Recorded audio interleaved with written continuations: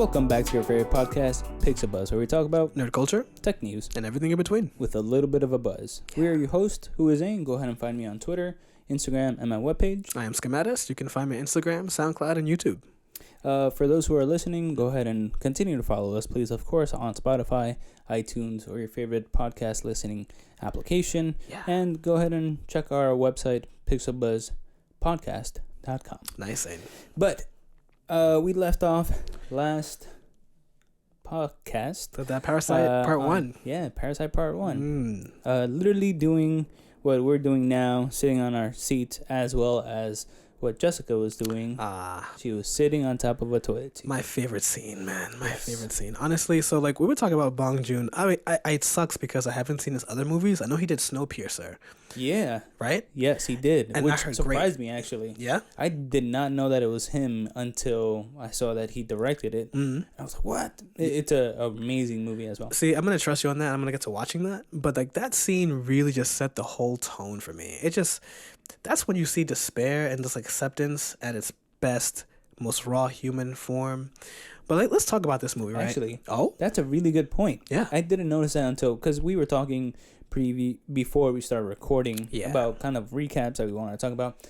I didn't, now that you put it that way, they actually did understand who they were after that happened.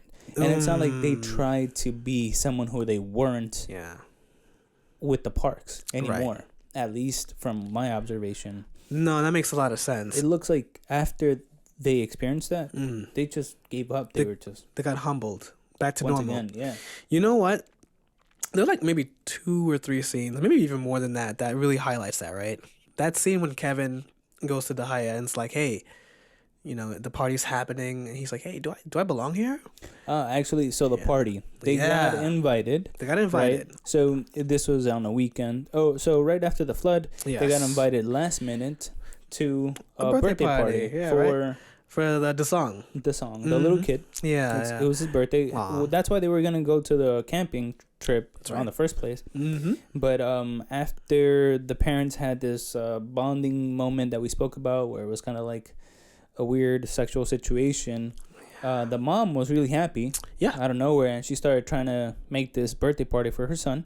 And so she invited the Park family, unknowing of the flood or anything that could have happened to them, unknowing that they're a family. She individually invited everyone. Right. Oh man, that's kind of crazy to think about it, right? Yeah. And so now they're struggling to get clothes, they're struggling to get back together and like get their lives back. But this is the shift, right? So they're looking for the clothes at the shelter. Even before that, Kevin has that conversation with his dad, right? And his dad is like, you know what kind of plan is the best kind of plan? No plans at all. Yeah, correct. Doesn't They're that say like something laying about down in the shelter because they had to go to a shelter. They couldn't stay at their place. And they're laying down in these like twin bed mattresses, spring mattresses. It's just like really bad in the shelter. And that's something that the father says, just the best plan is to not have a plan. No plan. Even though it looks like at certain points, the father did have plans. This is why it's crazy to me, because he definitely had like some kind of sense of, you know, this action is going to have this consequence. So he definitely was making plans throughout the movie. Yeah. But I don't know. At that point, it was just like, wait a minute, where's this coming from? I just think that they were doing so good. And his plan was that he was going to get his family out of there probably. Yeah. And then it just didn't happen. Once again, it looks like he had at point jobs, right? Oh, there was references of him actually being before this. Yeah. He was definitely he was just out of work. Yeah. I see. And so it's like, another letdown. So he's like, you know what? Yeah. The best option is just don't plan anything and just let life happen. Yeah. I think he was just so fed up with it. He was just like, that's it. I don't know, man. That's like a really dark scene when you think about it, right? Actually, we didn't speak about this. Tell me about We're gonna just go back in time real quick. What's on your mind? The Rock. That's a crazy one, right? Because that has a lot of... Was it floating or was it not floating in the water? You mentioned this before, and I'm like, now I have to rewatch it a third time. Yes, which, by the way, select theaters coming out black and white. That's right. If you haven't seen it in theaters, maybe see it in black and white. Right. So you're saying like when it was flooded, when the house got flooded, you're saying that the Rock was clearly floating above the water. Yes. And what's the main character's name again? Kevin. How dare you? And so Kevin sees it floating. He picks it up, and then he even says, "I think the rock is following me," or something like, "I think the rock doesn't want to let go," or something like that. I'm drawn to this rock. It's like I can't get away from it. Yeah, and so he holds it in holds it in place, picks it up. This rock that symbolizes material wealth, and it's just this big clunky object. And if it was really floating, I'm gonna have to really pay attention to that, because that would drive me crazy if it was. Well, that's what kind of like yeah got me confused, because if it's really supposed to be this rock that is for prosperity and for wealth, why is it floating? Why is it floating? So has everything been fake? Right? That type of situation. So while the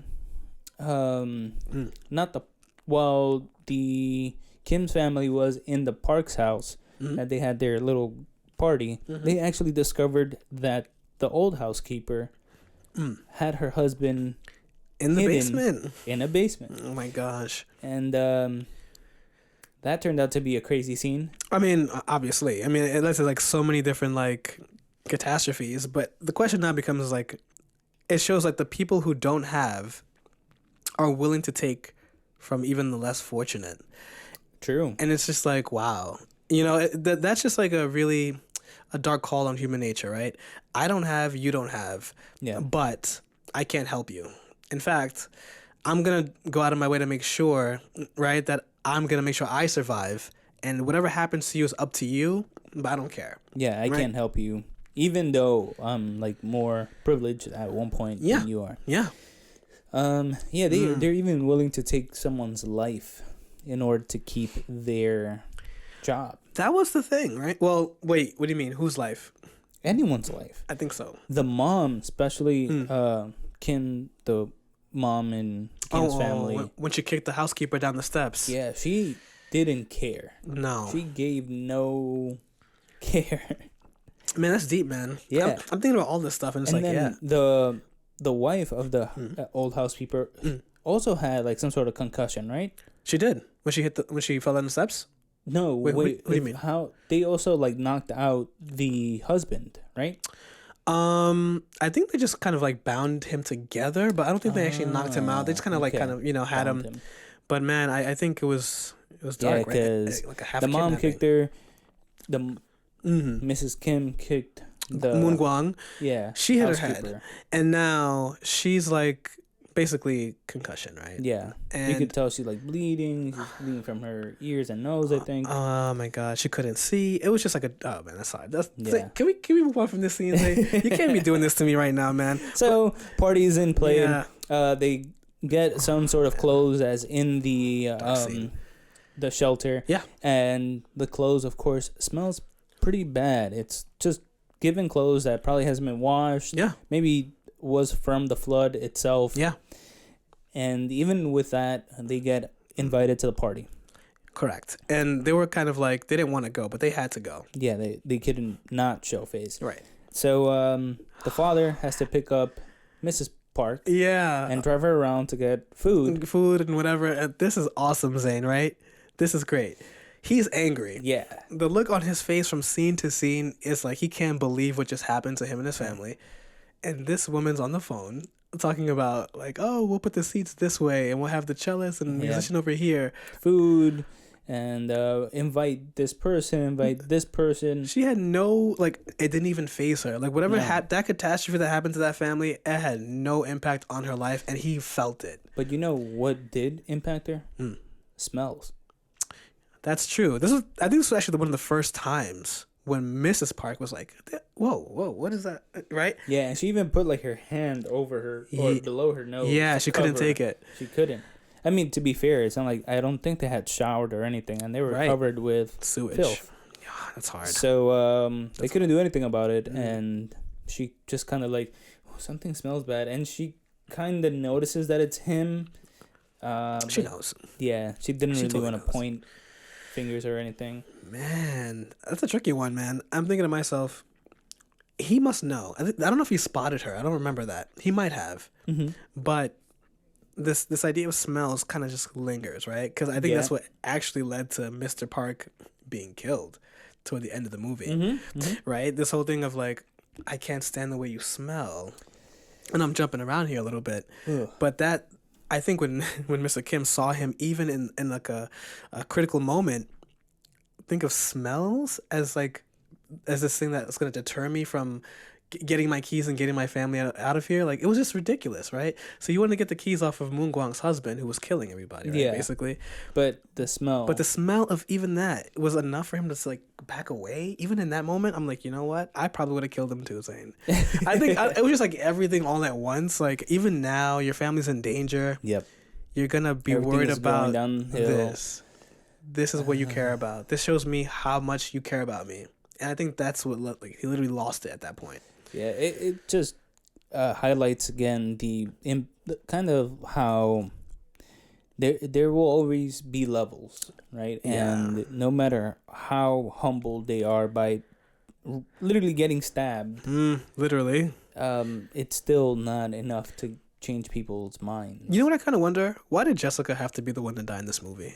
Like, I mean, out of the Kim family, like, I think all of them did wrong. But why was it Jessica that had to be the one to get killed? I mean, I think it's, I don't know. I have to see it again. I've only seen it once. Okay. I don't really know. It's a question some of my friends talk about, you know. Out of everyone, she probably had the best skills. Like in life, in general. Mm-hmm. She was a go-getter. She apparently was pretty skilled by the way that she taught this kid. Absolutely. The young boy. Oh, I see. She had like she had some sort of. I see. She did have like some kind of, I don't know what it is. What do you like? Empathetic. I think out of all of them, her death actually bothered. Right? It was like unfair. Like, why her? Yeah, I just. But then everyone else, if they would have died, I'm like, okay, cool. It's actually really cool when you put it that way. Like, she was the one that probably had the most potential of being something great. Yeah. And then she had to be taken away, right? Can we talk about this? Okay, I don't know about this. I might be reaching, but I have a question. Okay, Kevin was in a relationship with an underage girl. Ooh. Okay, Dahaya, right? Yes. So now, here's my opinion. When Min first proposed to Kevin, hey, I've got someone that you can tutor in English, right? She's gonna be over here. All you have to do is walk in, say I recommended you, blah blah blah. Do you think that Min was having a relationship with Dahaya? I think so. He said he was gonna ask her out after she graduated, right? Right. And I'm thinking, why would he say that if they weren't at least a little bit serious? Right? I don't know. I think it's also, I think they were both in weird positions where they tutored her for all these amount of hours a day. Yeah. But she also was seeking attention. I think so too. So it's a little weird. I'm not saying it was fine. It's still disgusting. No, it's gross. Please don't promote that. It's gross. But I don't also know how the school, I don't know how old she was. I don't know like whether she was graduating from college or No. I don't. I think she was like kind of like in high schoolish, if I'm not mistaken. But he was definitely significantly older. Yeah, he had already gone to military. I think you serve in military in Korea after you're like 20 something. I think so. And even then, it's just like, so here's the funny part, right? So the mom even was interviewing Kevin, and she was like, well, look, if you're not good in English, there's no point of you tutoring my daughter, because Min was really good. But there was like one key thing she said that was like, she said, hey, well, we really liked Min, and even though her grades are not up to par, we still like him and we kept hiring him. So I'm thinking, if he was tutoring her all this time, why are her grades not improving? So I think they might have been in a relationship, or maybe she wasn't really focused on studying, but that was like... Well, I mean, I think he was in a relationship both with the mom and the daughter. You think so? I think so. I think so, because he, in the beginning, he even said, oh, and the mom, she's simple. She's simple to please. Like, as in, I personally thought he referred more of a sexual way than just like simple to please, as in she's kind of airheaded. Oh, wow. You know what's crazy about that? I never thought about that, but I think it's actually 100% possible. Like, why not? I mean, her relationship with her husband didn't really seem like a relationship. And so if Dahaya was looking for male companionship or attention as a tutor, that would be the best way to do it. Right? Yeah. Like, hey, you can come to my room. The door is closed. This is our private time. Cool. I don't care about this English. My grades are going to suffer, but at least you're with me for right now. Yeah, I really don't know what the age culture is. Please, if you guys are watching this in Korea, Funny let story. us know. I actually spoke to a native Korean, and Oh. she was like, "Yo, it's so she said like the disparities in ages is not too much of a big deal amongst a lot of men. Okay. But like she said, so it happens, but not everyone agrees with it. But more people agree with it than not agree with it than you would imagine. Okay. So I was thinking to myself, what do you think about it? She's like, I think it's disgusting. But there are some people in Korea who are like, it's fine. She's a girl. She can make her own decisions. So I think it's actually kind of tricky, right? It's definitely a very tricky thing to do. American standards are definitely a little bit more taboo off the bat. 100% actually. I mean, for a good reason. Yeah. You should probably not be touching a minor. But that's a very good reason. Yeah. But I mean, I'm pretty sure that it also depends on culture. Maybe there's some sort of goes further back. Oh yeah. I know, like I come from I'm Mexican descent, and I know that people get married young. They're like 16. The person's like 18 or 20. Wow. So it is very interesting. Yeah. Okay. It does depend where you're coming from, but I just saw that them at a higher class, I personally thought they wouldn't be doing some sort, or like she wouldn't be entertaining it. I see. Anywho, she did want attention.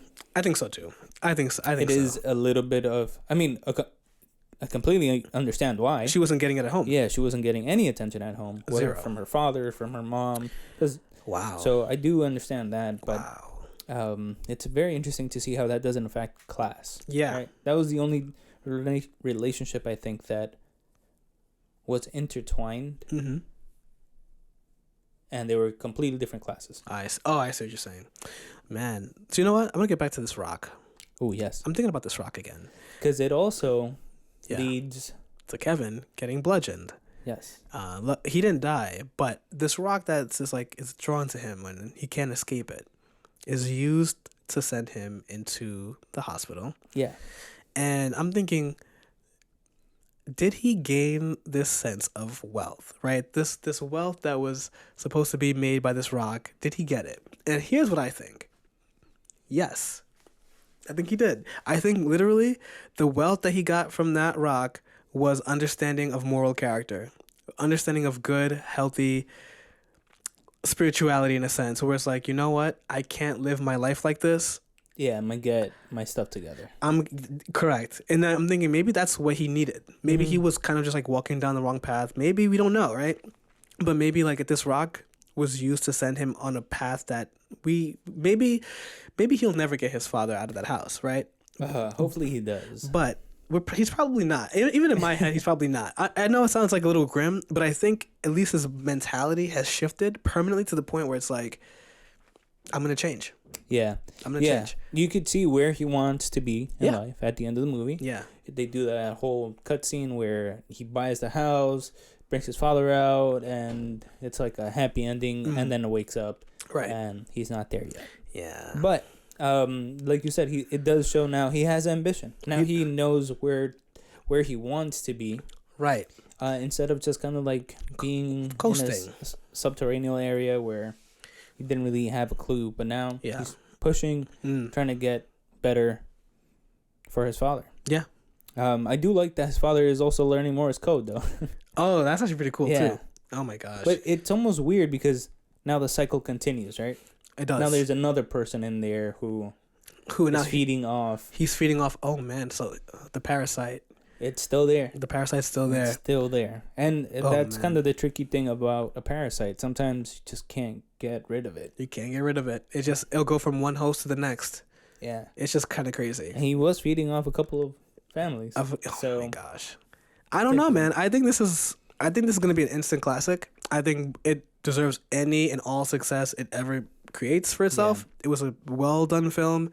It's one of my favorites off the top. And man, listen.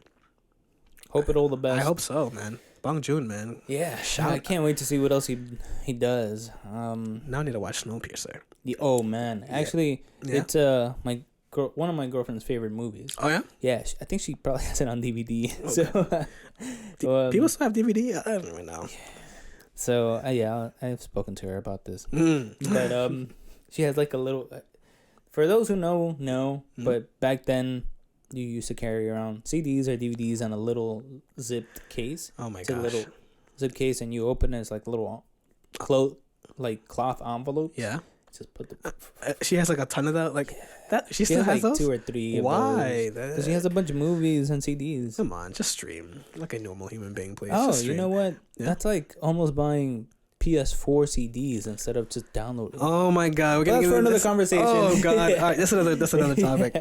But we're gonna end that here. Yeah. Let us know actually what you think about the part 2. What your thoughts are on Parasite. Yeah, Please let us know. We do want to hear more. We were informed that there's gonna be a black and white version of it. Nice. So go ahead and watch that. If you haven't seen it in theaters, go do that. It's a really good movie. But yeah. Go ahead and like and subscribe our channel if you like what you're seeing. If you're listening to it, like I said, just subscribe, continue liking. And this is it for tonight. Sounds good. Till next time. Ciao.